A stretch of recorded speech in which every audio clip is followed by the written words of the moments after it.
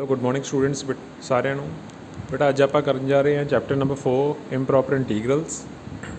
ਇੰਪਰੋਪਰ ਇੰਟੀਗਰਲਸ बेटा basically definite integral ਹੀ ਹੁੰਦਾ ਵਾ, ਬਟ ਇਹਦੀਆਂ ਕੁਝ ਕੈਰੈਕਟਰਿਸਟਿਕਸ ਹੁੰਦੀਆਂ ਵਾ। ਡੈਫੀਨਿਟ ਇੰਟੀਗਰਲ ਆਪਾਂ ਲੋਅਰ ਕਲਾਸਿਸ 'ਚ ਪੜ੍ਹਿਆ ਵਾ। ਡੈਫੀਨਿਟ ਇੰਟੀਗਰਲ ਹੁੰਦਾ ਕੀ ਹੈ ਕਿ ਕੋਈ ਵੀ ਇੰਟੀਗਰਲ ਜਿਹੜਾ ਇਸ ਫਾਰਮ ਦਾ ਹੋਵੇ, ਕੋਈ ਵੀ ਇੰਟੀਗਰਲ ਜਿਹੜਾ ਇਸ ਫਾਰਮ ਦਾ ਹੋਵੇ, ਇੰਟੀਗਰਲ f(x) dx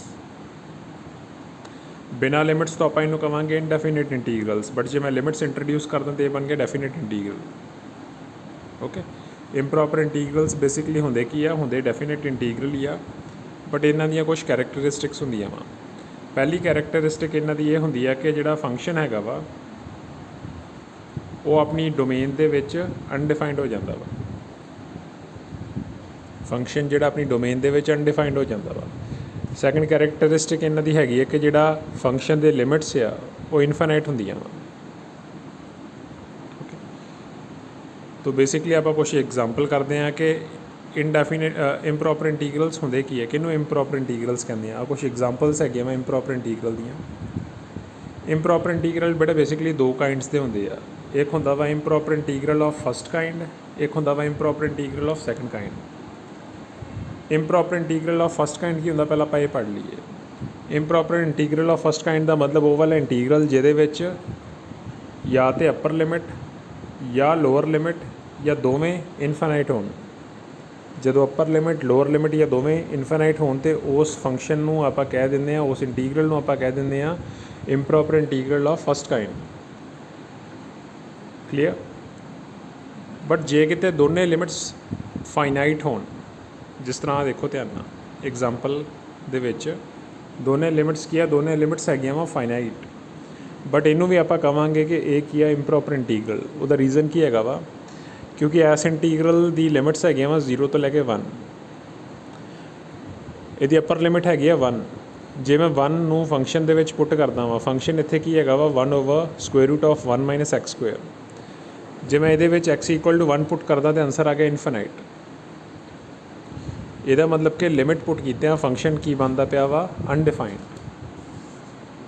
ओके, जदों भी इदा हुंदा वा कि अपर लिमिट या लोअर लिमिट या उन्हां दोनों दे विच कोई इदां दा नंबर लाई करदा होवे जिहड़ा पुट कीते फंक्शन अनडिफाइंड हो जाए तो उन्होंने आपां कहंदे आ improper integral of second kind. First kind दे विच की हुंदा वा कि लिमिट्स इनफाइनाइट हुंदी आ, सैकेंड काइंड दे विच की हुंदा वा लिमिट्स फाइनाइट हुंदी आ, बट वो वाली लिमिट्स या उन्होंने लिमिट्स के विच कोई नंबर इदां दा जरूर एग्जिस्ट करता वा जिहड़ा पुट कीते आंसर इनफिनिटी बन जाए। क्लीयर बेटा। जे कोई इंटीग्रल इंप्रॉपर ना होवे तो उन्होंने कहीदा वा प्रॉपर इंटीग्रल। फॉर एग्जाम्पल एक सिंपल जिहा इंटीग्रल तुहाडे सामने हैगा वा 0 to 1 x dx। हुण ये इंटीग्रल हैगा वा प्रॉपर इंटीग्रल, क्यों? क्योंकि ना तो इत्थे लिमिट्स इनफाइनाइट हैगियां वा तो ना लिमिट्स पुट कीतियां फंक्शन इत्थे कौन है, फंक्शन इत्थे हैगा वा x, ना तो लिमिट्स पुट कीतियां फंक्शन बनता पिया वा इनफिनिटी। इस करके ये हैगा वा प्रॉपर इंटीग्रल। ओके, इस चैप्टर दे विच आपां बेसिकली पढ़ना वा कि जिहड़ा मेरा इंप्रॉपर इंटीग्रल हैगा वा, आपां नूं कोई ना कोई इंप्रॉपर इंटीग्रल गिवन होएगा।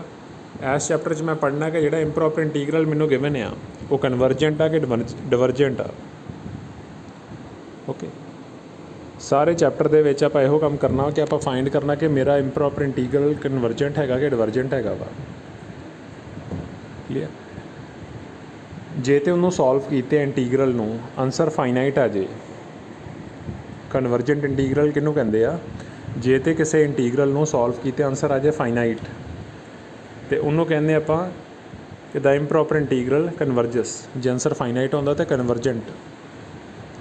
तो जे किते इंप्रॉपर इंटीग्रल नूं सॉल्व करके आंसर आ जाता वा इनफाइनाइट तो आप कहांगे कि दिस इंप्रॉपर इंटीग्रल डिवर्जस। जे आंसर फाइनाइट आ जाए तो कन्वर्जस, जे आंसर इनफाइनाइट आ जाए तो डिवर्जस। क्लीयर बेटा इत्थों तक। हुण जे ਇਹਦੇ ਵਿੱਚ बेसिकली 5 एक्सरसाइज हैगियां वा। फस्ट एक्सरसाइज दे विच आपां एक बेसिक मैथड पढ़ांगे जिहड़ा आपां लोअर क्लासिस +2 च भी पढ़िया वा, इंटीग्रल नूं सॉल्व करन दा। सपोज करो कि मैनूं कोई इंटीग्रल गिवन हैगा वा जिहदी अपर लिमिट हैगी है इनफिनिटी ਆ ਵੇਖੋ ਧਿਆन ਨਾਲ, ਮੈਨੂੰ ਕੋਈ ਇੰਟੀਗਰਲ ਇੱਦਾਂ ਦਾ ਗਿਵਨ ਹੈਗਾ ਵਾ, ਡੈਫੀਨਿਟ ਇੰਟੀਗਰਲ ਜਿਹਦੀ ਅੱਪਰ ਲਿਮਿਟ ਇਨਫਿਨਿਟੀ ਆ। ਮੈਂ ਤੁਹਾਨੂੰ ਹੁਣੇ ਦੱਸ ਕੇ ਟਿਆ ਕਿ ਜੇ ਕਿਸੇ ਡੈਫੀਨਿਟ ਇੰਟੀਗਰਲ ਦੀ ਅੱਪਰ ਜਾਂ ਲੋਅਰ ਲਿਮਿਟ ਜਾਂ ਦੋਵੇਂ ਲਿਮਿਟਾਂ ਇਨਫਿਨਾਈਟ ਹੋਣ ਤੇ ਉਹਨੂੰ ਕਹੀਦਾ ਵਾ ਇੰਪਰੋਪਰ ਇੰਟੀਗਰਲ ਆਫ ਫਸਟ ਕਾਈਂਡ। ਇਹਦਾ ਮਤਲਬ ਕਿ ਇਹ ਹੈਗਾ ਵਾ ਇੰਪਰੋਪਰ ਇੰਟੀਗਰਲ ਆਫ ਫਸਟ ਕਾਈਂਡ ਜਿਹੜਾ ਤੁਹਾਡੇ ਸਾਹਮਣੇ ਲਿਖਿਆ ਵਾ। ਜਦੋਂ ਇਹੋ ਜਿਹੇ ਇੰਪਰੋਪਰ ਇੰਟੀਗਰਲ ਆਫ ਫਸਟ ਕਾਈਂਡ ਨੂੰ ਮੈਂ ਸੋਲਵ ਕਰਨਾ ਵਾ, ਮੈਂ ਇੱਥੇ ਲਿਖ ਦੇਣਾ ਇਨਫਿਨਿਟੀ ਦੀ ਜਗ੍ਹਾ 'ਤੇ ਟੀ, ਅਤੇ ਉਸ ਤੋਂ ਅੱਗੇ ਲਿਖ ਦੇਣਾ limit t approaches to infinity integral a to t f of x dx। ਅਤੇ ਇਹਨੂੰ ਮੈਂ ਸੋਲਵ ਕਰ ਲੈਣਾ ਇੰਟੀਗ੍ਰੇਸ਼ਨ ਦਾ ਮੈਥਡ ਯੂਜ਼ ਕਰਕੇ। ਜੇ ਤਾਂ ਇਹਨੂੰ ਸੋਲਵ ਕਰਕੇ ਆਨਸਰ ਆ ਜਾਏ ਫਾਈਨਾਈਟ, ਤਾਂ ਆਪਾਂ ਕਹਿ ਦਾਂਗੇ ਕਿ ਮੇਰਾ ਇੰਟੀਗਰਲ ਕੀ ਕਰਦਾ ਵਾ, ਕਨਵਰਜ ਕਰਦਾ ਵਾ। ਅਤੇ ਜੇ ਇਹਨੂੰ ਸੋਲਵ ਕਰਕੇ ਆਨਸਰ ਆ ਜਾਏ ਇਨਫਿਨਾਈਟ, ਤਾਂ ਮੈਂ ਕਹਾਂਗਾ ਕਿ ਮੇਰਾ ਇੰਟੀਗਰਲ ਡਿਵਰਜ ਕਰਦਾ ਵਾ। ਓਕੇ, ਇਸੇ ਤਰ੍ਹਾਂ ਜੇ ਕਿਤੇ ਲੋਅਰ ਲਿਮਿਟ ਇਨਫਿਨਾਈਟ ਹੋਵੇ, ਅਪਰ ਲਿਮਿਟ ਫਾਈਨਾਈਟ ਹੋਵੇ ਬਟ ਲੋਅਰ ਲਿਮਿਟ ਹੋਵੇ ਇਨਫਿਨਾਈਟ ਮਾਈਨਸ ਇਨਫਿਨਿਟੀ, ਉਸ ਕੇਸ ਦੇ ਵਿੱਚ ਉਹਨੂੰ ਸੋਲਵ ਕਰਨ ਵਾਸਤੇ ਫਸਟ ਐਕਸਰਸਾਈਜ਼ ਦੇ ਵਿੱਚ ਆਪਾਂ ਲਿਖਾਂਗੇ limit t approaches to infinity minus infinity, ਅਤੇ ਲਿਮਿਟਸ ਬਣ ਗਈਆਂ t to b f of x dx। ਇਹਨੂੰ ਸੋਲਵ ਕਰਨਾ, ਜੇ ਤਾਂ ਇਹਨੂੰ ਸੋਲਵ ਕਰਕੇ ਆਨਸਰ ਫਾਈਨਾਈਟ ਆ ਗਿਆ ਤਾਂ ਆਪਾਂ ਕਨਵਰਜੈਂਟ ਕਹਿ ਦਾਂਗੇ, ਇਨਫਾਈਨਾਈਟ ਆ ਗਿਆ ਤਾਂ ਡਿਵਰਜੈਂਟ ਕਹਿ ਦਾਂਗੇ। ਕੇਸ ਥਰਡ, ਇਨ ਕੇਸ ਦੋਨੇ ਲਿਮਟਾਂ ਹੀ ਇਨਫਿਨਾਈਟ ਆ, ਲੋਅਰ ਲਿਮਿਟ ਵੀ ਇਨਫਿਨਾਈਟ ਆ, ਅਪਰ ਲਿਮਿਟ ਵੀ ਇਨਫਿਨਾਈਟ ਆ, ਇਸ ਕੇਸ ਦੇ ਵਿੱਚ ਆਪਾਂ ਕੀ ਕਰਾਂਗੇ, ਆਪਾਂ ਆਪਣੇ ਇੰਟੀਗਰਲ ਨੂੰ ਬ੍ਰੇਕ ਕਰਾਂਗੇ ਮਾਈਨਸ ਇਨਫਿਨਿਟੀ ਤੋਂ ਲੈ ਕੇ c ਤੱਕ ਅਤੇ c ਤੋਂ ਲੈ ਕੇ ਪਲੱਸ ਇਨਫਿਨਿਟੀ ਤੱਕ। ਓਕੇ, ਆਪਾਂ ਇਹਨੂੰ ਸੋਲਵ ਕਰਕੇ ਦੇਖਣਾ ਵਾ। ਫਸਟ ਵਾਲੇ ਨੂੰ ਤੁਸੀਂ I1 ਕਹਿ ਦਿਓ, ਸੈਕਿੰਡ ਵਾਲੇ ਨੂੰ ਤੁਸੀਂ I2 ਕਹਿ ਦਿਓ। I1 ਦੇ ਵਿੱਚ ਫਿਰ ਹੁਣ ਕੀ ਆਉਂਦਾ ਪਿਆ ਵਾ, ਮਾਈਨਸ ਇਨਫਿਨਿਟੀ। ਇੱਥੇ ਆਪਾਂ ਆਹ ਵਾਲੀ ਟੈਕਨੀਕ ਯੂਜ਼ ਕਰਾਂਗੇ ਜਿਹੜੀ ਆਪਾਂ ਹੁਣੇ ਪੜ੍ਹੀ ਆ, ਆਹ ਵਾਲੀ। ਅਤੇ ਜਿੱਥੇ ਲਿਮਿਟ ਆਉਣ ਡਈ ਹੈ ਪਲੱਸ ਇਨਫਿਨਿਟੀ, ਇੱਥੇ ਆਪਾਂ ਟੈਕਨੀਕ ਯੂਜ਼ ਕਰਾਂਗੇ ਫਸਟ ਵਾਲੀ ਜਿਹੜੀ ਆਪਾਂ ਪੜ੍ਹੀ ਸੀ, ਇਨਫਿਨਿਟੀ ਦੀ ਜਗ੍ਹਾ 'ਤੇ ਟੀ ਲਿਖ ਕੇ, ਜਾਂ ਫਿਰ T1 T2 ਲਿਖ ਦਿਓ ਜਿੱਦਾਂ ਥੱਲੇ ਲਿਖਿਆ ਵਾ। ਓਕੇ, ਆਪਾਂ ਇਹਨੂੰ ਸੋਲਵ ਕਰਕੇ ਵੇਖਣਾ, ਜੇ ਤੇ ਇਹਨੂੰ ਸੋਲਵ ਕਰਕੇ ਆਨਸਰ ਫਾਈਨਾਈਟ ਆ ਜੇ ਤਾਂ ਆਪਾਂ ਕਹਾਂਗੇ ਕਿ ਆ ਥਰਡ ਕੇਸ ਵਾਲਾ ਇੰਟੀਗਰਲ ਕਨਵਰਜ ਕਰਦਾ ਵਾ। ਜੇ ਇਹਨੂੰ ਸੋਲਵ ਕਰਕੇ ਆਨਸਰ ਆਵੇ ਇਨਫਿਨਾਈਟ, ਜੇ ਤੇ ਇਹਨੂੰ ਸੋਲਵ ਕਰਕੇ ਆਨਸਰ ਆਵੇ ਇਨਫਿਨਾਈਟ, ਤਾਂ ਆਪਾਂ ਕਹਾਂਗੇ ਕਿ ਥਰਡ ਕੇਸ ਵਾਲਾ ਇੰਟੀਗਰਲ ਕੀ ਕਰਦਾ ਵਾ, ਡਿਵਰਜ। ਹੁਣ ਇੱਥੇ ਤੁਸੀਂ ਜਿਹੜੀ ਮੇਨ ਗੱਲ ਹੈਗੀ ਆ ਉਹ ਯਾਦ ਰੱਖਣਾ ਕਿ ਸਪੋਜ਼ ਕਰੋ ਕਿ ਫਸਟ ਇੰਟੀਗਰਲ ਕਨਵਰਜ ਕਰਦਾ ਵਾ। ਕਨਵਰਜ ਕਰਨਾ ਮਤਲਬ ਕਿ I1 ਨੂੰ ਸੋਲਵ ਕਰਕੇ ਆਨਸਰ ਆ ਗਿਆ ਫਾਈਨਾਈਟ, ਅਤੇ I2 ਨੂੰ ਸੋਲਵ ਕਰਕੇ ਵੀ ਆਨਸਰ ਕੀ ਆਉਂਦਾ ਵਾ, ਫਾਈਨਾਈਟ। ਇਹਦਾ ਮਤਲਬ ਕਿ I1 ਵੀ ਕਨਵਰਜ ਕਰ ਗਿਆ, I2 ਵੀ ਕਨਵਰਜ ਕਰ ਗਿਆ। ਤੁਸੀਂ ਯਾਦ ਰੱਖਣਾ ਕਿ ਕਨਵਰਜੈਂਟ ਪਲੱਸ ਕਨਵਰਜੈਂਟ ਕੀ ਹੁੰਦਾ ਵਾ, ਕਨਵਰਜੈਂਟ ਪਲੱਸ ਕਨਵਰਜੈਂਟ ਕਨਵਰਜੈਂਟ ਹੀ ਹੁੰਦਾ ਵਾ। ਓਕੇ, ਇਹ ਹੈਗਾ ਫਸਟ ਕੇਸ। ਬਟ ਜੇ ਕਿਤੇ ਇਹਨਾਂ ਦੋਨਾਂ ਦੇ ਵਿੱਚੋਂ ਇੱਕ ਕਨਵਰਜ ਕਰਦਾ ਅਤੇ ਦੂਜਾ ਕਰਦਾ ਵਾ ਡਿਵਰਜ, ਇੱਕ ਕਨਵਰਜ ਕਰਦਾ ਅਤੇ ਦੂਜਾ ਕਰਦਾ ਡਿਵਰਜ, ਅਤੇ ਤੁਸੀਂ ਯਾਦ ਰੱਖਣਾ ਕਿ convergent plus divergent is equal to divergent. ਅਤੇ ਜੇ ਦੋਵੇਂ ਡਿਵਰਜ ਕਰਦੇ ਹੋਣ ਤਾਂ ਫਿਰ ਵੀ ਯਾਦ ਰੱਖਣਾ ਕਿ ਡਿਵਰਜੈਂਟ plus divergent is equal to divergent. ਅਤੇ ਆਪਾਂ ਕਹਿਣਾ ਕਿ ਮੇਰਾ ਜਿਹੜਾ ਫਾਈਨਲ ਇੰਟੀਗਰਲ I ਹੈਗਾ ਵਾ ਉਹ ਕੀ ਕਰੇਗਾ, ਡਿਵਰਜ ਕਰੇਗਾ। ਜੇ I1 ਵੀ ਡਿਵਰਜੈਂਟ ਆ, I2 ਵੀ ਡਿਵਰਜੈਂਟ ਆ, ਫਿਰ I ਵੀ ਕੀ ਕਰੇਗਾ, ਡਿਵਰਜ ਕਰੇਗਾ। ਕਲੀਅਰ ਬੇਟਾ? ਆਹ ਇੱਕ ਰਿਜ਼ਲਟ ਆ ਜਿਹੜਾ ਤੁਸੀਂ ਯਾਦ ਰੱਖਣਾ ਵਾ ਕਿ ਕਦੀ ਵੀ ਆਪਾਂ T ਨੂੰ ਕਾਮਨ ਨਹੀਂ ਕੱਢਣਾ ਵਿੱਚੋਂ, ਚੰਗਾ। ਜੇ ਆਪਾਂ ਇਹਨੂੰ ਸੋਲਵ ਕਰ ਰਹੇ ਹਾਂ ਕਦੀ ਵੀ T ਨੂੰ ਕਾਮਨ ਨਹੀਂ ਕੱਢਣਾ, ਠੀਕ ਆ। ਇੰਟੀਗਰਲ ਨੂੰ ਬ੍ਰੇਕ ਕਰਕੇ I1 I2 'ਚ ਵੱਖੋ ਵੱਖਰਾ ਸੋਲਵ ਕਰਨਾ ਵਾ, ਫਿਰ ਆਨਸਰ ਦੇਣਾ। ਆਪਾਂ ਇਕੱਠਾ ਸੋਲਵ ਕਦੀ ਨਹੀਂ ਕਰਨਾ ਕਿ T ਨੂੰ ਕਾਮਨ ਕੱਢ ਕੇ ਇਕੱਠਾ ਸੋਲਵ ਕਰ ਲਈਏ। ਇਸ ਕੇਸ 'ਚ ਹੋ ਸਕਦਾ ਕਿ ਤੁਹਾਡਾ ਆਨਸਰ ਗਲਤ ਹੋ ਜਾਏ। ਆ ਕੁਛ ਕੁ ਐਗਜ਼ਾਮਪਲਸ ਹੈਗੀਆਂ ਵਾ। ਓਕੇ, ਸਭ ਤੋਂ ਪਹਿਲੀ ਐਗਜ਼ਾਮਪਲ ਹੈਗੀ ਆ ਤੁਹਾਡੀ ਸਕਰੀਨ 'ਤੇ ਕਿ ਮੈਨੂੰ ਇੰਟੀਗਰਲ ਗਿਵਨ ਹੈਗਾ ਵਾ 1 ਤੋਂ ਲੈ ਕੇ ਇਨਫਿਨਿਟੀ x e⁻⁻x dx। ਹੁਣ ਇਹਦੇ ਵੱਲ ਵੇਖਿਆ ਪਤਾ ਲੱਗ ਜਾਂਦਾ ਕਿ ਇਹ ਕੀ ਚੀਜ਼ ਆ। ਇਹ ਹੈਗਾ ਵਾ ਇੰਪਰੋਪਰ ਇੰਟੀਗਰਲ ਆਫ ਫਸਟ ਕਾਈਂਡ। ਕਿਹੜੀ ਗੱਲੋਂ? ਕਿਉਂਕਿ ਇਹਦੀ ਅੱਪਰ ਲਿਮਿਟ ਹੈਗੀ ਆ ਇਨਫਿਨਿਟੀ, ਇਹਦੀ ਅੱਪਰ ਲਿਮਿਟ ਹੈਗੀ ਆ ਇਨਫਿਨਿਟੀ, ਇਸ ਕਰਕੇ ਇਹ ਹੈਗਾ ਵਾ ਇੰਪਰੋਪਰ ਇੰਟੀਗਰਲ ਆਫ ਫਸਟ ਕਾਈਂਡ। ਹੁਣ ਜੇ ਇੰਪਰੋਪਰ ਇੰਟੀਗਰਲ ਆਫ ਫਸਟ ਕਾਈਂਡ ਹੈਗਾ ਤਾਂ ਇਹ ਸਾਰੇ ਚੈਪਟਰ ਦੇ ਵਿੱਚ ਆਪਾਂ ਕਰਨਾ ਕਿ ਆਪਾਂ ਵੇਖਣਾ ਕਿ ਹੁਣ ਆਹ ਵਾਲਾ ਇੰਟੀਗਰਲ ਜਿਹੜਾ ਮੇਰਾ ਹੈਗਾ ਵਾ ਇਹ ਕਨਵਰਜ ਕਰਦਾ ਕਿ ਡਿਵਰਜ ਕਰਦਾ ਵਾ। ਆ ਲਾਸਟ ਦੇ ਵਿੱਚ ਆਨਸਰ ਵੀ ਇਹੋ ਲਿਖਿਆ ਵਾ, ਇਹ ਕਨਵਰਜ ਕਰਦਾ ਕਿ ਡਿਵਰਜ ਕਰਦਾ, ਮੈਂ ਇਹ ਫਾਈਂਡ ਕਰਨਾ ਵਾ। ਉਹਦੇ ਵਾਸਤੇ ਕੀ ਕਰਨਾ ਪੈਣਾ, ਇਹਨੂੰ ਸੋਲਵ ਕਰਨਾ ਪੈਣਾ ਵਾ। ਫਸਟ ਐਕਸਰਸਾਈਜ਼ ਦੇ ਵਿੱਚ ਆਪਾਂ ਸਿੰਪਲ ਮੈਥਡ ਯੂਜ਼ ਕਰਦੇ ਹਾਂ ਸੋਲਵ ਕਰਨ ਵਾਸਤੇ कि जिदा +2 ਦੇ ਵਿੱਚ ਸਿੰਪਲ ਇੰਟੀਗ੍ਰੇਸ਼ਨ ਕਰਦੇ ਉਹ ਤਰੀਕਾ ਇੱਥੇ ਲਾਉਣਾ ਵਾ। ਬਾਕੀ ਐਕਸਰਸਾਈਜ਼ਾਂ ਦੇ ਵਿੱਚ ਹੋ ਸਕਦਾ ਇਹ ਪੋਸੀਬਲ ਨਾ ਹੋਵੇ, ਠੀਕ ਆ। ਬਾਕੀ ਐਕਸਰਸਾਈਜ਼ਾਂ ਦੇ ਵਿੱਚ ਡਾਇਰੈਕਟ ਇੰਟੀਗ੍ਰੇਟ ਕਰਨਾ ਪੋਸੀਬਲ ਨਾ ਹੋਵੇ, ਉਹਦੇ ਵਾਸਤੇ ਫਿਰ ਵੱਖਰਾ ਮੈਥਡ ਹੈਗਾ ਸੈਕੰਡ ਐਕਸਰਸਾਈਜ਼ 'ਚ। ਪਰ ਫਸਟ ਐਕਸਰਸਾਈਜ਼ 'ਚ ਸਿਰਫ ਉਹ ਵਾਲੇ ਕੁਐਸਚਨ ਦਿੱਤੇ ਆ ਜਿਨ੍ਹਾਂ ਨੂੰ ਡਾਇਰੈਕਟਲੀ ਆਪਾਂ ਇੰਟੀਗ੍ਰੇਟ ਕਰ ਸਕਦੇ ਹਾਂ, ਜਿੱਦਾਂ ਆਹ ਕੁਐਸਚਨ ਤੁਹਾਡੇ ਸਾਹਮਣੇ ਆ। ਹੁਣ ਇਹਨੂੰ ਜੇ ਆਪਾਂ ਸਿੰਪਲ ਇੰਟੀਗ੍ਰੇਸ਼ਨ ਨਾਲ ਸੋਲਵ ਕਰਨਾ ਹੋਵੇ, ਜਿਹੜਾ +2 'ਚ ਆਪਾਂ ਪੜ੍ਹੀ ਆ, ਅਤੇ ਇਹਨੂੰ ਇੰਟੀਗ੍ਰੇਟ ਕਰਨ ਵਾਸਤੇ ਜਿਹੜਾ ਮੈਥਡ ਆਪਾਂ ਲਾਵਾਂਗੇ ਉਹਨੂੰ ਕਹਿੰਦੇ ਆ ਇੰਟੀਗ੍ਰੇਸ਼ਨ ਬਾਏ ਪਾਰਟਸ। ਉਹਨੂੰ ਕਹਿੰਦੇ ਇੰਟੀਗ੍ਰੇਸ਼ਨ ਬਾਏ ਪਾਰਟਸ, U/V ਦਾ ਫਾਰਮੂਲਾ। ਹੁਣ U/V ਦਾ ਫਾਰਮੂਲਾ ਲਗਾਉਣ ਤੋਂ ਪਹਿਲਾਂ ਆਪਾਂ ਕੀ ਕਰਨਾ, ਇੱਥੇ ਇਨਫਿਨਿਟੀ ਨੂੰ ਹਟਾਉਣਾ ਵਾ। ਇਨਫਿਨਿਟੀ ਨੂੰ ਆਪਾਂ ਕਿੱਦਾਂ ਹਟਾਵਾਂਗੇ ਕਿ ਇਨਫਿਨਿਟੀ ਦੀ ਜਗ੍ਹਾ 'ਤੇ ਆਪਾਂ ਲਿਖਤਾ T, ਅਤੇ ਆਪਾਂ ਲਿਖਤਾ ਲਿਮਿਟ T ਅਪਰੋਚਿਸ ਟੂ ਇਨਫਿਨਿਟੀ। ਫਿਰ ਜੋ ਅੰਦਰ ਇੰਟੀਗਰਲ ਹੈਗਾ ਵਾ ਉਹਨੂੰ ਸੋਲਵ ਕਰਕੇ ਲਿਮਿਟਸ ਆਪਾਂ ਲਿਖੀਆਂ ਫਰੋਮ 1 to T। ਇਹਨੂੰ ਸੋਲਵ ਕੀਤਾ ਆਪਾਂ, ਸੋਲਵ ਕਰਕੇ ਆਪਣੇ ਕੋਲ ਆਨਸਰ ਆ ਗਿਆ। ਹੁਣ ਇਹਦੇ ਵਿੱਚ ਲਾਸਟ ਜਦੋਂ ਆਪਾਂ ਸੋਲਵ ਕਰ ਚੁੱਕੇ ਹਾਂ, ਅਤੇ ਫਿਰ ਆਪਾਂ ਕੀ ਕਰਨਾ, T ਦੀ ਵੈਲਿਊ ਪੁੱਟ ਕਰਨੀ ਇਨਫਿਨਿਟੀ, ਜਿੱਥੇ ਜਿੱਥੇ T ਹੈਗਾ ਉੱਥੇ ਇਨਫਿਨਿਟੀ ਪੁੱਟ ਕਰਨਾ। ਜਦੋਂ ਆਪਾਂ T ਦੀ ਜਗ੍ਹਾ 'ਤੇ ਇਨਫਿਨਿਟੀ ਪੁੱਟ ਕਰਾਂਗੇ, ਯਾਦ ਰੱਖਣਾ e⁻∞ 0 ਦੇ ਬਰਾਬਰ ਹੁੰਦਾ ਵਾ। ਜਦੋਂ ਆਪਾਂ ਲਿਮਿਟਸ ਪੁੱਟ ਕੀਤੀਆਂ, ਸੋਲਵ ਕੀਤਾ, ਅਤੇ ਆਪਣੇ ਕੋਲ ਸਿਰਫ ਬਚਿਆ 2/e। ਆਪਣੇ ਕੋਲ ਸਿਰਫ ਬਚਿਆ 2/e। ਇਹਦਾ ਮਤਲਬ ਕਿ ਆ ਸਾਰੇ ਇੰਟੀਗਰਲ ਨੂੰ ਸੋਲਵ ਕਰਕੇ ਮੇਰਾ ਆਨਸਰ ਆਇਆ 2/e। ਮੇਰਾ ਆਨਸਰ ਆਇਆ 2/e। ਹੁਣ 2/e ਇੱਕ ਫਾਈਨਾਈਟ ਨੰਬਰ ਹੈਗਾ ਵਾ, ਅਤੇ ਜਿੱਦਾਂ ਮੈਂ ਪਹਿਲਾਂ ਕਿਹਾ ਕਿ ਜੇ ਇੰਟੀਗਰਲ ਨੂੰ ਸੋਲਵ ਕਰਕੇ ਆਨਸਰ ਫਾਈਨਾਈਟ ਆ ਜਾਏ ਤਾਂ ਆਪਾਂ ਕੀ ਆਖਣਾ ਵਾ, ਆਪਾਂ ਕਹਿਣਾ ਕਿ ਮੇਰਾ ਇੰਟੀਗਰਲ ਕੀ ਕਰਦਾ ਵਾ, ਕਨਵਰਜ ਕਰਦਾ ਵਾ। ਅਤੇ ਕਿਹਨੂੰ ਕਨਵਰਜ ਕਰਦਾ ਵਾ, ਜੋ ਆਨਸਰ ਆਵੇ 2/e ਨੂੰ। ਬਸ ਇੰਨਾ ਬੇਟਾ ਕੰਮ ਹੈਗਾ ਸਾਰੇ ਐਕਸਰਸਾਈਜ਼ ਦੇ ਵਿੱਚ। ਇਹੋ ਕੰਮ ਤੁਸੀਂ ਕਰਨਾ ਵਾ ਕਿ ਇੰਟੀਗਰਲ ਤੁਹਾਨੂੰ ਗਿਵਨ ਹੋਏਗਾ, ਤੁਸੀਂ ਉਸ ਇੰਟੀਗਰਲ ਨੂੰ ਸੋਲਵ ਕਰਨਾ ਵਾ। ਸੋਲਵ ਕਰਨ ਲੱਗਿਆ ਬਸ ਇਹ ਗੱਲ ਧਿਆਨ 'ਚ ਰੱਖਣੀ ਆ ਕਿ ਸਭ ਤੋਂ ਪਹਿਲਾਂ ਆਪਾਂ ਉਹਨੂੰ ਆਇਡੈਂਟੀਫਾਈ ਕਰਨਾ ਵਾ ਕਿ ਉਹ ਇੰਪਰੋਪਰ ਇੰਟੀਗਰਲ ਹੈਗਾ ਕਿ ਨਹੀਂ ਹੈਗਾ। ਓਕੇ, ਜੇ ਇੰਪਰੋਪਰ ਇੰਟੀਗਰਲ ਹੈਗਾ ਵਾ ਤਾਂ ਕਿਹੜੇ ਕਾਇੰਡ ਦਾ ਵਾ, ਫਸਟ ਕਾਇੰਡ ਦਾ ਕਿ ਸੈਕੰਡ ਕਾਇੰਡ ਦਾ। ਫਸਟ ਐਕਸਰਸਾਈਜ਼ ਦੇ ਵਿੱਚ ਆਪਾਂ ਕੁਐਸਚਨ ਕਰਨ ਡਏ ਹਾਂ ਇੰਪਰੋਪਰ ਇੰਟੀਗਰਲ ਆਫ ਫਸਟ ਕਾਇੰਡ ਦੇ। ਇਸ ਕਰਕੇ ਸਾਰੇ ਕੁਐਸਚਨ 'ਚ ਤੁਹਾਨੂੰ ਇਨਫਿਨਿਟੀ ਜਾਂ -ਇਨਫਿਨਿਟੀ ਵੇਖਣ ਨੂੰ ਮਿਲਣੀ ਆ। ਐਕਸਰਸਾਈਜ਼ ਦੇ ਜਿੰਨੇ ਵੀ ਕੁਐਸਚਨ ਹੋਣਗੇ ਉਹਨਾਂ ਸਾਰਿਆਂ 'ਚ ਜੇ ਇੰਪਰੋਪਰ ਇੰਟੀਗਰਲ ਆਫ ਫਸਟ ਕਾਇੰਡ ਹੈਗਾ ਵਾ, ਅਤੇ ਫਿਰ ਉਹਨੂੰ ਸੋਲਵ ਕਰਨ ਲੱਗੇ ਹਾਂ ਆਪਾਂ ਯਾਦ ਰੱਖਣਾ ਕਿ ਇੰਟੀਗਰੇਟ ਕਰਨੀ ਆ ਡਾਇਰੈਕਟ, ਜਿੱਦਾਂ ਆਪਾਂ +2 'ਚ ਕਰਦੇ ਰਹੇ ਹਾਂ ਸਿੰਪਲ ਮੈਥਡ ਨਾਲ। ਇੰਟੀਗਰੇਟ ਕਰਨ ਤੋਂ ਬਾਅਦ 'ਚ ਆਪਾਂ ਕੀ ਕਰਨਾ ਵਾ, ਜਿੱਥੇ ਇਨਫਿਨਿਟੀ ਜਾਂ -ਇਨਫਿਨਿਟੀ ਹੋਇਆ ਉੱਥੇ T ਪੁੱਟ ਕਰਨਾ ਵਾ। ਸੋਲਵ ਕਰਨ ਤੋਂ ਬਾਅਦ 'ਚ ਆਪਾਂ T ਦੀ ਜਗ੍ਹਾ 'ਤੇ ਇਨਫਿਨਿਟੀ ਜਾਂ -ਇਨਫਿਨਿਟੀ ਪੁੱਟ ਕਰਕੇ ਵੇਖਣਾ ਕਿ ਆਨਸਰ ਕੀ ਆਉਂਦਾ, ਫਾਈਨਾਈਟ ਕਿ ਇਨਫਾਈਨਾਈਟ। ਜੇ ਫਾਈਨਾਈਟ ਆ ਗਿਆ ਤਾਂ ਕਨਵਰਜੈਂਟ, ਇਨਫਾਈਨਾਈਟ ਆ ਗਿਆ ਤਾਂ ਡਿਵਰਜੈਂਟ। ਅਤੇ ਇੱਕ ਹੋਰ ਬੇਟਾ ਇੰਪੋਰਟੈਂਟ ਗੱਲ ਹੈਗੀ ਆ, ਜੇ ਆਪਣੇ ਕੋਲ ਕੋਈ ਇੰਟੀਗਰਲ ਗਿਵਨ ਹੈਗਾ ਵਾ ਕੁਐਸਚਨ 'ਚ, ਜਿਹੜਾ ਕੀ ਹੈਗਾ ਵਾ ਪ੍ਰੋਪਰ ਹੈਗਾ ਵਾ, ਮਤਲਬ ਇੰਪਰੋਪਰ ਨਹੀਂ ਹੈਗਾ, ਨਾ ਉਹਦੀਆਂ ਲਿਮਿਟਸ ਇਨਫਾਈਨਾਈਟ ਹੈਗੀਆਂ ਵਾ, ਨਾ ਅਪਰ ਲਿਮਿਟ ਜਾਂ ਲੋਅਰ ਲਿਮਿਟ ਪੁੱਟ ਕੀਤੇ ਆਨਸਰ ਇਨਫਾਈਨਾਈਟ ਆਉਂਦਾ ਵਾ, ਉਹੋ ਜਿਹੇ ਇੰਟੀਗਰਲ ਨੂੰ ਕਹਿੰਦੇ ਆ ਪ੍ਰੋਪਰ ਇੰਟੀਗਰਲ। ਤੁਸੀਂ ਰਿਜ਼ਲਟ ਯਾਦ ਰੱਖਣਾ ਵਾ ਕਿ ਜਿਹੜਾ ਪ੍ਰੋਪਰ ਇੰਟੀਗਰਲ ਹੁੰਦਾ ਵਾ ਇਹ ਹਮੇਸ਼ਾ ਕਨਵਰਜੈਂਟ ਹੁੰਦਾ ਵਾ, ਇਹ ਕਦੀ ਵੀ ਡਿਵਰਜੈਂਟ ਨਹੀਂ ਹੁੰਦਾ।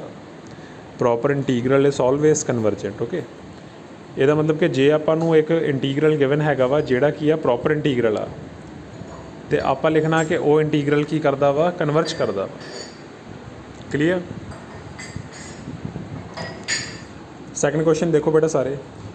ਸੈਕਿੰਡ ਕੁਐਸਚਨ ਦੇ ਵਿੱਚ ਆਪਾਂ ਨੂੰ ਆਹ ਵਾਲਾ ਕੁਐਸਚਨ ਗਿਵਨ ਹੈਗਾ ਵਾ। ਹੁਣ ਇਹਨੂੰ ਸੋਲਵ ਕਰਨ ਵਾਸਤੇ ਆਪਾਂ ਮੈਥਡ ਆਫ ਸਬਸਟੀਟਿਊਸ਼ਨ ਲਾਇਆ।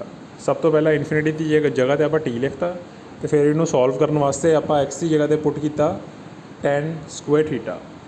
ਜਦੋਂ ਆਪਾਂ x ਦੀ ਜਗ੍ਹਾ 'ਤੇ tan² θ ਪੁੱਟ ਕਰਾਂਗੇ, ਫਿਰ dx ਫਾਈਂਡ ਕਰ ਲਿਆ ਆਪਾਂ। ਓਕੇ, dx ਫਾਈਂਡ ਕਰਕੇ ਆਪਾਂ ਇਹਨੂੰ ਇੰਟੀਗਰੇਟ ਕੀਤਾ। dx ਫਾਈਂਡ ਕਰਕੇ ਆਪਾਂ ਇਹਨੂੰ ਇੰਟੀਗਰੇਟ ਕੀਤਾ। ਇਹਨੂੰ ਇੰਟੀਗਰੇਟ ਕਰਨ ਤੋਂ ਬਾਅਦ 'ਚ ਮੇਰਾ ਆਨਸਰ ਆ ਗਿਆ ਆਹ ਵਾਲਾ, ਆਹ ਆਨਸਰ ਆ ਗਿਆ।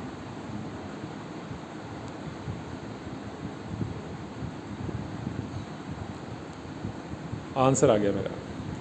ਹੁਣ ਆ ਜਿਹੜਾ ਆਨਸਰ ਮੇਰਾ ਆਇਆ ਵਾ ਇਹਨੂੰ ਮੈਂ ਕਨਵਰਟ ਕਰਨਾ ਵਾ ਇਨ ਟਰਮਸ ਆਫ x, ਕਿਉਂਕਿ ਥੀਟਾ ਤਾਂ ਮੈਂ ਆਪਣੇ ਕੋਲੋਂ ਮੰਨਿਆ, ਕੁਐਸਚਨ ਦੇ ਵਿੱਚ ਥੀਟਾ ਹੈ ਹੀ ਨਹੀਂ ਸੀ। ਓਕੇ, ਇਹਨੂੰ ਸੋਲਵ ਕਰਨ ਵਾਸਤੇ ਥੀਟਾ ਦੀ ਜਗ੍ਹਾ 'ਤੇ ਜਦੋਂ ਮੈਂ x ਨੂੰ ਰੀਪਲੇਸ ਕਰਾਂਗਾ ਮੇਰੇ ਕੋਲ ਆਹ ਚੀਜ਼ ਬਣ ਗਈ। ਹੁਣ ਇੰਟੀਗਰੇਟ ਕਰਕੇ ਜੋ ਆਨਸਰ ਆਇਆ ਆਪਾਂ ਲਿਖਤਾ।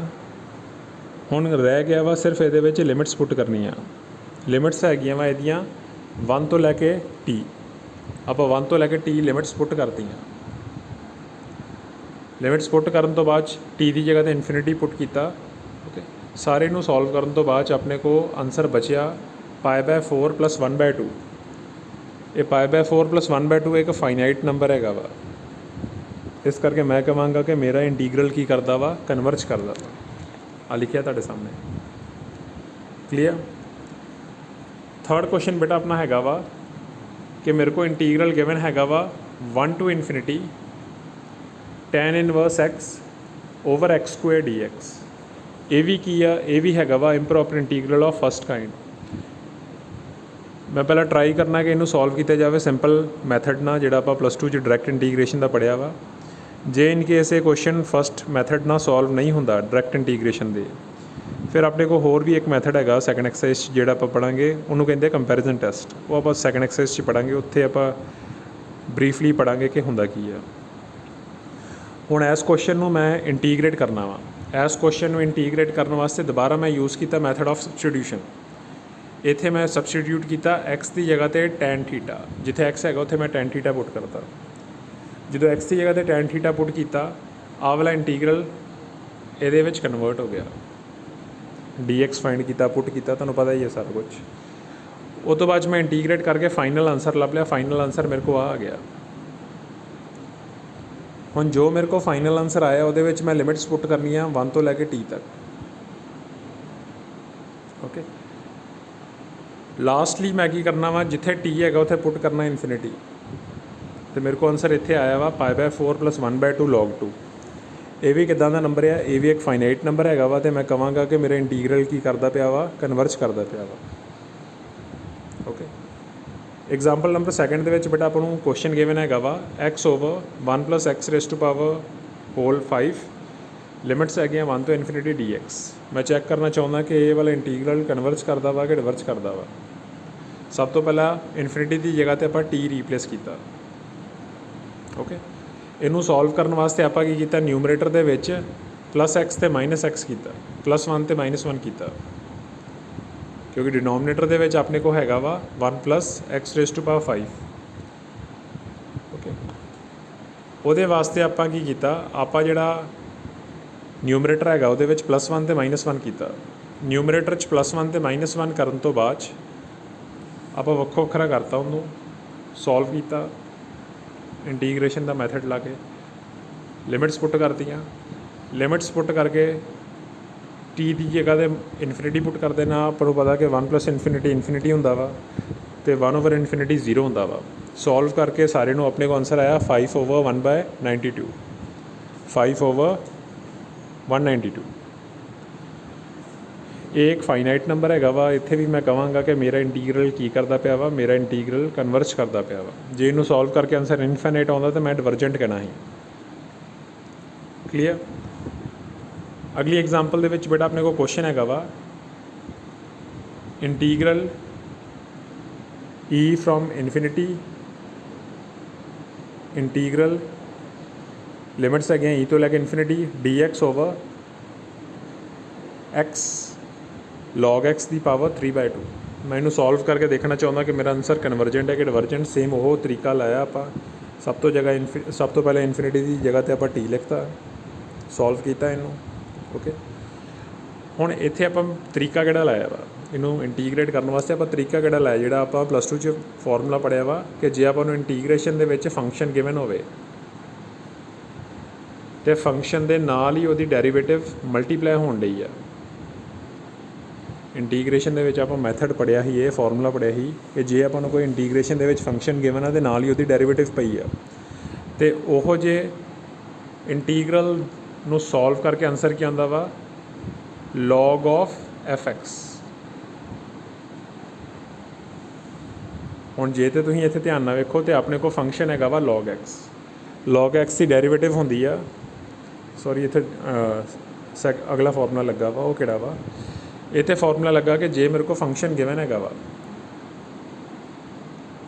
ਜਿਹਦੀ ਪਾਵਰ ਹੈਗੀ ਆ n।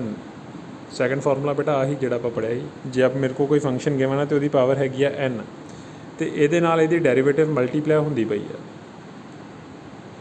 तो ਇਹੋ ਜਿਹੇ इंटीग्रल ਨੂੰ सॉल्व करके मेरा आंसर आउंदा वा f of x raise to power पहला पावर हैगी ही n हुण पावर बन जानी है n+1।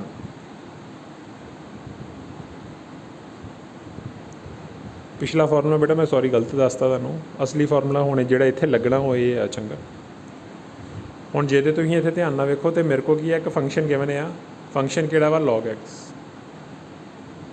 ਇਹਦੀ ਡੈਰੀਵੇਟਿਵ ਨਾਲ ਮਲਟੀਪलाई ਹੋਣ ਡਈ ਉਹ ਕਿੰਨੀ ਹੈ 1/x। ਹੁਣ ਫੰਕਸ਼ਨ ਹੈਗਾ ਵਾ log x, ਇਸ ਕਰਕੇ ਫੰਕਸ਼ਨ ਦੀ ਡੈਰੀਵੇਟਿਵ ਉਹਦੇ ਨਾਲ ਹੀ ਆ। ਫਾਰਮੂਲਾ ਜਿਹੜਾ ਤੁਹਾਨੂੰ ਦੱਸਿਆ ਉਹ ਲੱਗ ਗਿਆ, ਜਿੰਨੀ ਇਹਦੀ ਪਾਵਰ ਹੈਗੀ ਉਹ +1 ਹੋ ਗਈ। -3/2 +1 ਹੁੰਦਾ ਵਾ 1/2 -1/2। ਉਸ ਤੋਂ ਬਾਅਦ ਮੈਂ ਲਿਮਿਟਸ ਪੁੱਟ ਕਰਤੀਆਂ t ਤੋਂ ਲੈ ਕੇ e ਤੱਕ। log e 1 ਹੁੰਦਾ ਵਾ, ਸਾਰਿਆਂ ਨੇ ਯਾਦ ਰੱਖਣਾ। ਜਦੋਂ मैं लिमिट्स पुट करके इनू सॉल्व किया तो लास्ट मेरे को आंसर बचा 2 की चीज़ है 2 एक फाइनाइट नंबर, इस करके मैं कह सकता कि मेरा ये वाला इंटीग्रल की करता पाया वा कन्वर्ज करता पाया वा। ओके, इस तरह बेटा अगली एग्जाम्पल हैगी आ, इनू भी सिंपली आपां जिहड़ा मैथड तुहानूं दस्सिआ वो लगाया सॉल्व किया। जिहड़ी आ इंटीग्रेशन हैगी आ, ए इंटीग्रेशन हैगी आ 1/a tan inverse x/a 1/a tan inverse x/a। वो फार्मूला इत्थे लग्गिआ वा। फार्मूला लगाउण तो बाद टी की जगह तो इनफिनिटी पुट करता, लिमिट्स पुट करके अपने को आंसर बचिया π/2ab। ये भी एक फाइनाइट नंबर आ, इस करके ये भी इंटीग्रल मेरा की करता पाया वा, ये इंटीग्रल कन्वर्ज करता पाया वा। ओके, इसे दे सैकेंड पार्ट च आपां नूं आ क्वेश्चन गिवन है -∞ to 0 e⁴x dx। ਹੁਣ -∞ ਹੋਣ ਦਾ ਕਰਕੇ ਇਹ ਵੀ ਹੈਗਾ ਵਾ ਇੰਪਰੋਪਰ ਇੰਟੀਗਰਲ ਆਫ ਫਸਟ ਕਾइंड। ਜੇ ਇੰਪਰੋਪਰ ਇੰਟੀਗਰਲ ਆਫ ਫਸਟ ਕਾइंड ਹੈਗਾ ਵਾ ਤੇ ਇਹਦੇ ਵਿੱਚ ਆਪਾਂ ਫਿਰ ਉਹ ਮੈਥਡ ਯੂਜ਼ ਕਰਾਂਗੇ ਕਿ ਜਿੱਥੇ -∞ ਹੈਗਾ ਉੱਥੇ t ਲਿਖ ਦਾਂਗੇ ਤੇ t ਅਪਰੋਚਸ ਟੂ -∞ ਕਰ ਦਾਂਗੇ। ਸਿੰਪਲੀ ਇਹਨੂੰ ਸੋਲਵ ਕੀਤਾ ਤੇ ਆਂਸਰ ਆ ਗਿਆ 1/4, ਇਸ ਕਰਕੇ ਇਹ ਵੀ ਕਨਵਰਜੈਂਟ। ਓਕੇ, ਹੁਣ ਨੈਕਸਟ ਆਪਣੇ ਕੋਲ ਕੁਐਸਚਨ ਹੈਗਾ ਜਿੱਥੇ ਦੋਵੇਂ ਲਿਮਟਾਂ ਇਨਫਾਈਨਾਈਟ ਹੋਣ, ਅਪਰ ਲਿਮਿਟ ਵੀ ਇਨਫਾਈਨਾਈਟ ਹੋਵੇ, ਲੋਅਰ ਲਿਮਿਟ ਵੀ ਇਨਫਾਈਨਾਈਟ ਹੋਵੇ। ਆਪਾਂ ਪੜ੍ਹਨਾ ਕਿ ਇਹਨਾਂ ਨੂੰ ਸੋਲਵ ਕਿੱਦਾਂ ਕਰਨਾ।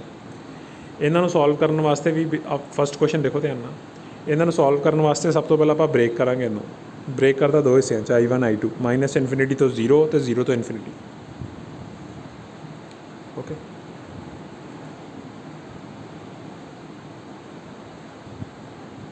ਕਲੀਅਰ। ਜਾਂ ਫਿਰ ਇੱਥੇ ਆਪਾਂ ਰਿਜ਼ਲਟ ਯੂਜ਼ ਕਰ ਸਕਦੇ ਹਾਂ ਕਿ ਇਹ ਵਾਲਾ ਜਿਹੜਾ ਫੰਕਸ਼ਨ ਹੈਗਾ ਵਾ, ਆ ਧਿਆਨ ਨਾਲ ਦੇਖੋ, ਆ ਜੋ ਲਿਖਿਆ ਵਾ ਫੰਕਸ਼ਨ 1/1 + x²। ਇਹ ਕਿੱਦਾਂ ਦਾ ਫੰਕਸ਼ਨ ਹੈ? ਇਹ ਹੈਗਾ ਵਾ ਈਵਨ ਫੰਕਸ਼ਨ। ਈਵਨ ਫੰਕਸ਼ਨ ਕੀ ਹੁੰਦਾ ਬੇਟਾ? ਈਵਨ ਫੰਕਸ਼ਨ ਉਹ ਵਾਲਾ ਫੰਕਸ਼ਨ ਹੁੰਦਾ ਆਪਾਂ ਪੜ੍ਹੇ ਲੋਅਰ ਕਲਾਸਿਸ ਜਿੱਥੇ f(-x) ਅਤੇ f(x) ਦੋਵੇਂ ਸੇਮ ਹੁੰਦੇ ਆ। ਇਹੋ ਜਿਹੇ ਫੰਕਸ਼ਨ ਨੂੰ ਕਹਿੰਦੇ ਈਵਨ ਫੰਕਸ਼ਨ। ਜੇ ਕੋਈ ਫੰਕਸ਼ਨ ਈਵਨ ਹੋਵੇ ਅਤੇ ਲਿਮਿਟਸ ਹੋਣ -∞ ਤੋਂ +∞, ਉਸ ਕੇਸ 'ਚ ਆਪਾਂ ਕੀ ਕਰ ਸਕਦੇ ਹਾਂ? ਉਸ ਕੇਸ 'ਚ ਆਪਾਂ 2 ਟਾਈਮਸ 0 ਤੋਂ ਇਨਫਿਨਿਟੀ ਲਿਖ ਕੇ ਫੰਕਸ਼ਨ ਲਿਖ ਸਕਦੇ ਹਾਂ। ਇਹੋ ਕੰਮ ਇੱਥੇ ਕੀਤਾ। ਇਹ ਮੈਥਡ ਲਗਾਉਣਾ ਤੁਸੀਂ ਇਹ ਵੀ ਲਗਾ ਸਕਦੇ ਜੇ ਮੈਥਡ ਤੁਸੀਂ ਨਹੀਂ ਲਗਾਉਣਾ ਤਾਂ I1 I2 ਨੂੰ ਵੱਖੋ ਵੱਖਰਾ ਸੋਲਵ ਕਰ ਲਓ, ਆਨਸਰ ਤਾਂ ਵੀ ਆ ਜਾਏਗਾ। ਠੀਕ, ਇਹਨਾਂ ਨੇ ਈਵਨ ਇੰਟੀਗਰਲ ਵਾਲਾ ਕੰਸੈਪਟ ਯੂਜ਼ ਕੀਤਾ, ਉਹ ਕੰਸੈਪਟ ਯੂਜ਼ ਕਰਕੇ ਇਹਨਾਂ ਕੋਲ ਫਾਈਨਲ ਆਨਸਰ ਆ ਗਿਆ ਪਾਈ। ਪਾਈ ਵੀ ਕੀ ਚੀਜ਼ ਆ? ਪਾਈ ਇੱਕ ਫਾਈਨਾਈਟ ਨੰਬਰ ਹੈਗਾ ਵਾ, ਇਸ ਕਰਕੇ ਇਹ ਇੰਟੀਗਰਲ ਕਨਵਰਜ ਕਰਦਾ ਵਾ। Okay, clear. ਅਗਲੇ ਕੁਐਸਚਨ ਦੇ ਵਿੱਚ ਲਿਮਿਟਸ ਹੈਗੀਆਂ ਫਿਰ -∞ ਤੋਂ +∞। ਕੁਐਸਚਨ ਹੈਗਾ ਵਾ ਇੰਟੀਗ੍ਰੇਸ਼ਨ dx/e⁴x + e⁻⁻x। ਦੁਬਾਰਾ ਇੱਥੇ ਆਪਾਂ ਬ੍ਰੇਕ ਕੀਤਾ I1 I2। ਇੱਥੇ ਈਵਨ ਫੰਕਸ਼ਨ ਦਾ ਤਰੀਕਾ ਨਹੀਂ ਲੱਗ ਸਕਦਾ, ਇਸ ਕਰਕੇ ਇਹਨੂੰ ਬ੍ਰੇਕ ਕਰਨਾ ਪਿਆ I1 I2। ਜੇ ਉਹ ਲੱਗ ਸਕਦਾ ਈਵਨ ਫੰਕਸ਼ਨ ਦਾ ਤਰੀਕਾ ਅਤੇ ਆਪਾਂ ਇਹਨੂੰ ਪੁਰਾਣੇ ਤਰੀਕੇ ਨਾਲ ਸੋਲਵ ਕਰਨਾ ਸੀ 2 ਟਾਈਮਸ ਕਰਕੇ। ਅਤੇ ਜੇ ਔਡ ਫੰਕਸ਼ਨ ਹੁੰਦਾ ਤਾਂ ਸਿੱਧਾ ਹੀ ਲਿਖ ਦੇਣਾ ਇਹਦਾ ਆਨਸਰ 0 ਆ। ਓਕੇ, ਹੁਣ I1 I2 ਨੂੰ ਆਪਾਂ ਵੱਖੋ ਵੱਖਰਾ ਸੋਲਵ ਕੀਤਾ। ਓਕੇ, ਜਾਂ ਫਿਰ ਇਹ ਵੀ ਫੰਕਸ਼ਨ ਆਪਾਂ ਸੋਲਵ ਕਰਕੇ ਦੇਖਿਆ ਅਤੇ ਇਹਦੇ ਵਿੱਚ ਵੀ f(x) = -x ਆ ਰਿਹਾ ਵਾ, f(-x) = +f(x) ਆ ਰਿਹਾ ਵਾ। ਜੇ -f(x) ਆਵੇ ਤਾਂ ਔਡ ਫੰਕਸ਼ਨ ਹੁੰਦਾ। ਇਹਦੇ ਵਿੱਚ ਚੈੱਕ ਕਰ ਲਿਓ ਤੁਸੀਂ, ਇਹਦੇ ਵਿੱਚ ਇਹੋ ਚੀਜ਼ ਬਣਦੀ ਆ। ਇਹ ਵੀ ਫੰਕਸ਼ਨ ਹੈਗਾ ਵਾ ਇੱਕ ਈਵਨ ਫੰਕਸ਼ਨ। ਓਕੇ, हाँ जी बेटा, इस पेज ते मैं समझाने की कोशिश की है कि ईवन फंक्शन हुंदा की है। ईवन फंक्शन बेसिकली वो वाला फंक्शन होंदा जिहदे विच एफ ऑफ माइनस एक्स कादे बराबर होवे, एफ ऑफ एक्स के बराबर ही होवे। फॉर एग्जाम्पल जिस तरह क्वेश्चन दे विच भी हैगा वा, सपोज करो कि मेरा एफ एक्स हैगा 1/1 + एक्स स्क्वायर, जिद्दां पुराने क्वेश्चन च हैगा सी। हुण इहदे विच जे मैं एक्स की जगह ते माइनस एक्स पुट करा, एक्स की जगह ते मैं पुट करा माइनस एक्स, तो इनू सॉल्व करके मेरे को सेम आंसर आ गया 1/1 + एक्स स्क्वायर। ਇਹਦਾ मतलब कि एफ एक्स तो एफ ऑफ माइनस एक्स इन्होंने दोनों सॉल्व करके सेम आंसर आया। याद रखना इहो जिहा इंटीग्रल हुंदा वा ईवन फंक्शन। ओके, तो जे किते एफ ऑफ माइनस एक्स मेरे को बनता वा माइनस एफ एक्स, माइनस का साइन बाहर आ जाता, तो याद रखना कि इहो जिहे फंक्शन नूं कहिंदे आ ऑड फंक्शन।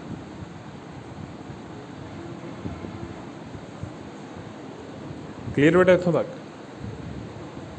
ये रिजल्ट्स आप यूज़ करने हैं क्वेश्चन ਆਪਾਂ बेटा ਇਹਦੀ ਗੱਲ ਕਰਦੇ ਪਏ ਸੀ। ਇਸ क्वेश्चन की ਇਹ ਵੀ ਹੈਗਾ ਅਸਲ ਦੇ ਵਿੱਚ ਇੱਕ ਈਵਨ ਫੰਕਸ਼ਨ ਹੀ ਹੈ, ਇਸ ਕਰਕੇ 2 ਟਾਈਮਸ ਲਿਖਤਾ। ਜੇ ऑड फंक्शन ਹੁੰਦਾ तो 0 ਲਿਖ ਦੇਣਾ ਸੀ, ਕਿਉਂਕਿ ਲਿਮਿਟਸ ਹੈਗੀਆਂ ਸੀ -∞ ਤੋਂ +∞। ਸੋਲਵ ਕੀਤਾ, ਇਹਨੂੰ ਸੋਲਵ ਕਰਕੇ ਆਂਸਰ ਆ ਗਿਆ π/2। π/2 ਵੀ ਕੀ ਹੈ, ਇੱਕ ਫਾਈਨਾਈਟ ਕੁਆਂਟੀਟੀ ਹੈ, ਇਸ ਕਰਕੇ ਇਹ ਵੀ ਇੰਟੀਗਰਲ ਕਨਵਰਜ ਕਰ ਗਿਆ। ਸਿਮਿਲਰਲੀ बेटा ਆਹ ਵਾਲਾ ਕੁਐਸਚਨ ਕੀਤਾ ਵਾ ਥਰਡ ਪਾਰਟ, ਇਹਦੇ ਵਿੱਚ ਆਪਾਂ ਮੈਥਡ ਆਫ ਸਬਸਟੀਟਿਊਸ਼ਨ ਲਾਇਆ ਵਾ। ਇਹਨੂੰ ਵੀ ਆਪਾਂ ਸਿੰਪਲੀ 2 ਟਾਈਮਸ ਲਿਖ ਸਕਦੇ ਹਾਂ, ਕਿਉਂਕਿ ਇਹ ਵੀ ਈਵਨ ਫੰਕਸ਼ਨ ਹੈਗਾ ਵਾ। ਮੈਥਡ ਆਫ ਸਬਸਟੀਟਿਊਸ਼ਨ ਲਾਉਣ ਲੱਗੇ ਐਕਸ ਦੀ ਥਾਂ 'ਤੇ ਆਪਾਂ tan θ ਪੁੱਟ ਕੀਤਾ, ਸਿੰਪਲੀਫਾਈ ਕੀਤਾ, ਸਿੰਪਲੀਫਾਈ ਕਰਕੇ ਆਂਸਰ ਆ ਗਿਆ π/2। π/2 ਵੀ ਕੀ ਆ, ਇੱਕ ਫਾਈਨਾਈਟ ਨੰਬਰ ਹੈਗਾ, ਇਸ ਕਰਕੇ ਇਹ ਵਾਲਾ ਕੁਐਸਚਨ ਵੀ ਕੀ ਕਰ ਗਿਆ, ਕਨਵਰਜ ਕਰ ਗਿਆ। ਫਰਦਰ ਆ ਐਕਸਰਸਾਈਜ਼ ਦੇ ਕੁਐਸਚਨਸ ਹੈਗੇ ਆ, ਇਹਦੇ ਨਾਲ ਅਟੈਚ ਹੈਗੇ ਆ। ਤੁਸੀਂ ਬਸ ਇੰਨਾ ਯਾਦ ਰੱਖਣਾ ਕਿ ਆਪਾਂ ਇਹਨਾਂ ਨੂੰ ਸੋਲਵ ਕਰਨਾ ਵਾ, ਸਾਰਿਆਂ ਨੂੰ ਸੋਲਵ ਕਰਕੇ ਤੁਹਾਨੂੰ ਜੇ ਤੇ ਆਂਸਰ ਮਿਲ ਜਾਂਦਾ ਵਾ ਫਾਈਨਾਈਟ, तो आंसर आप लिखना कि इंटीग्रल की करता कन्वर्ज। जे उन्होंने सॉल्व करके आंसर आ गया इन्फिनिटी, फिर आप की लिखना डिवर्ज कर गया। तो जे उन्होंने सॉल्व करके कोई स्पैसीफिक आंसर आता ही नहीं है, ओके, स्पैसीफिक आंसर नहीं आता मतलब हैगा वा कि सपोज करो अपने को आप बन जाता वा इन्फिनिटी -∞ फॉर्म, जिन्होंने आप कहते हैं इनडिटरमिनेट फॉर्म। तो इहो जे केस आप लिखांगे कि कन्वर्ज भी नहीं करता, डिवर्ज भी नहीं करता, मेरा आंसर की आ डज नॉट एग्जिस्ट। ओके, मेरा आंसर की है डज नॉट एग्जिस्ट। ये सारी एक्सरसाइज के बेटा बस इन्ना ही काम हैगा कि तुसीं इंटीग्रल नूं सॉल्व करना वा using the basic method of integration. Okay, आ एक्सरसाइज मैं अटैच करती है नाल इहदे, तुसीं सारी एक्सरसाइज नूं सॉल्व करके देखियो।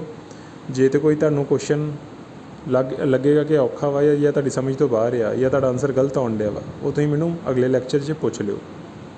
ओके, ओके, थैंक यू बेटा सारिਆਂ ਦਾ।